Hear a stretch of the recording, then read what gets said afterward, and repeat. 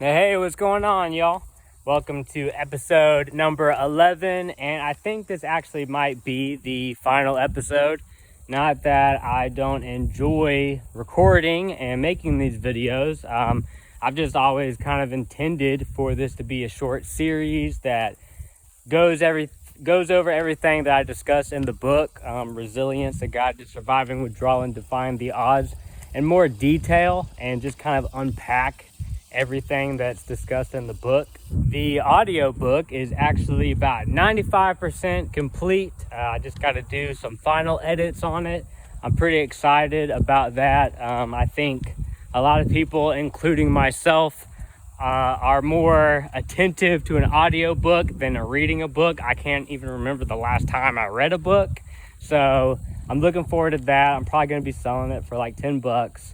And I just really hope that you guys enjoy it. So last week I talked about starting that marathon training plan, and thanks to it sounds so simple, but thanks to the consistency and the discipline that I learned and was able to apply to learning the guitar, those initial 100 songs, I was able to apply that same discipline to completing my very first marathon, and that instilled more confidence in me. I mean, at least when it came to setting goals that I could control. It was like, okay, I started something that was pretty big and I finished something that was pretty big.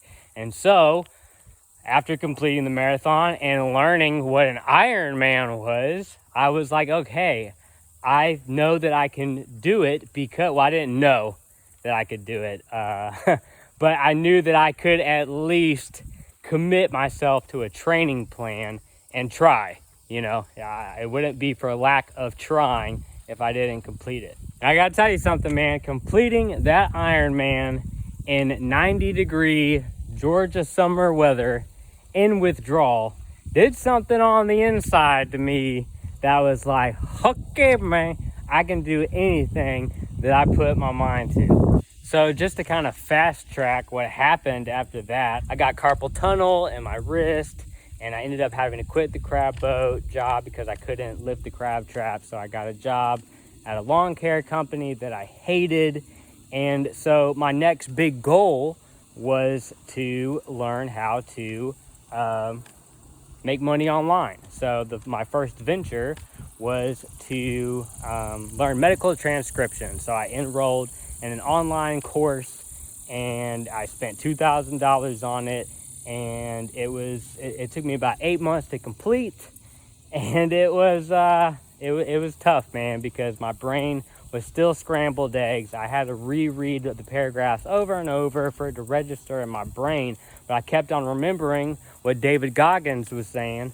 He was like, man, I might have to study 4 times as long and as hard as everybody else, but I'm going to pass these tests. I'm going to make it. I had to learn vulnerability and just allow myself to freak out and cry during the job interview. I mean, I was so scared during this Zoom job interview for the medical transcription company.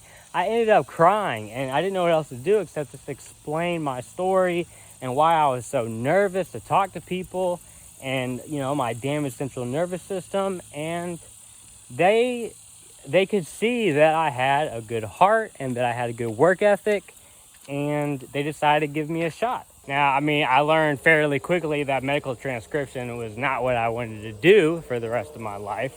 So I learned that I could start a virtual assistant business, which led to I took another business course on learning how to start a virtual assistant business. And after going through, there are all kinds of services that you can provide as a virtual assistant. So I try to learn all of them, and I learned kind of rather quickly, like, okay, this isn't doable. So I finally zeroed in on video editing. The top 2 were web design and video editing, and I just fell in love with creating videos for my own personal enjoyment, for other people. Is just what I want to do for the rest of my life, really. And that same vulnerability that I had to learn in order to get through that that medical transcription interview, it led me to being able to hop on a Zoom call and get my first client, my first video editing client. And actually, kind of a cool thing happened was I got to talking with this guy, and he's actually the host of a podcast called The Way of the Wolf. And so he invited me on his podcast, and I was terrified. I was scared. I was very nervous, and but I just applied that same that same vulnerability of, okay, if people want to laugh at me and judge me because I got a damaged central nervous system, then that's on them, man. But I'm just doing my best out here. And I've since been on a couple other podcasts, and I have a couple of clients now for my business. And it's not full-time yet, but I know it will get there.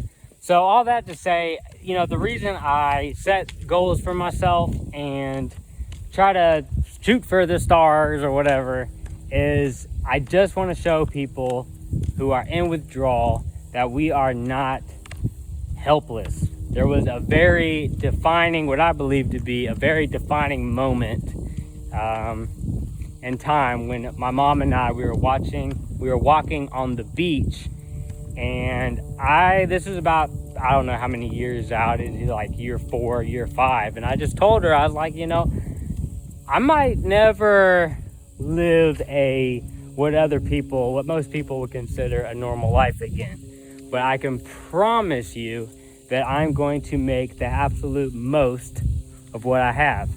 And for me, and I think I can just kind of wrap that up as the message for Goals Over Benzos, for the Resilience book.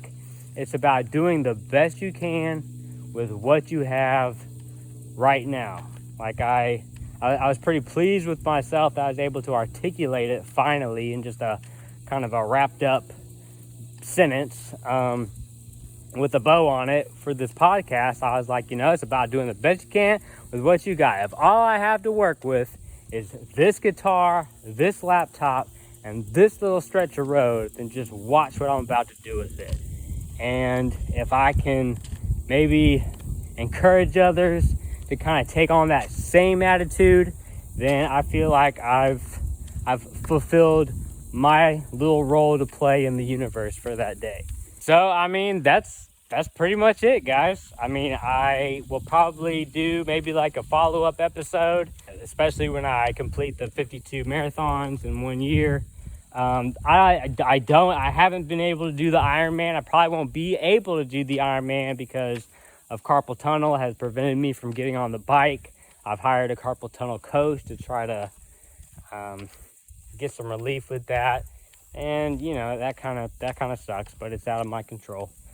So anyways, I'll probably do a follow-up with the marathons, follow up with the video business, how that's going. My goal is to turn that business into a full-blown agency where I got other video editors on my team, and we're just a client getting content making machine, right?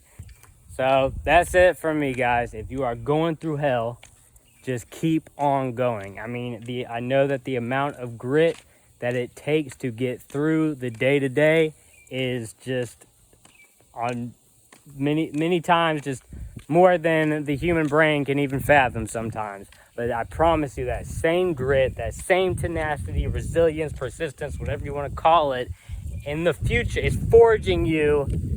It's forging a path for you. All great origin stories start with some crazy type of struggle. You know what I mean? So withdrawal could be your origin story to make a badass life for yourself from here on out. And hope that you don't suffer, but take the pain.